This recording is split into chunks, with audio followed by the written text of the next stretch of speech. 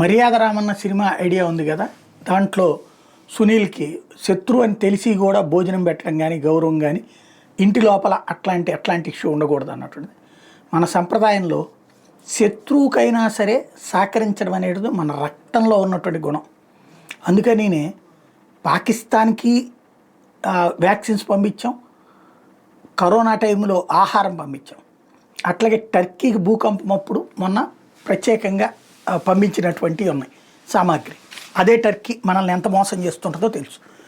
అట్లాగా మన శత్రువుకే పెడుతుంటాం. అట్లాంటప్పుడు మిత్రుడికి లేదా తటస్థ దేశాలకి ఎందుకు సహాయం చేయవు?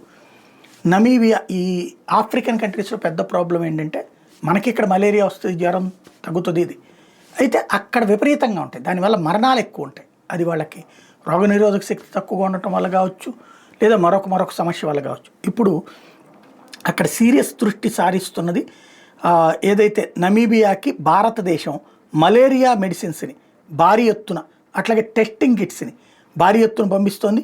మోడీ ఏదైతే విదేశీ టూర్ ముగించుకుని ఆ ప్రాంతాల టూర్ ముగించుకుని రాగానే ఇచ్చినటువంటి ఉత్తర్వులు అవి.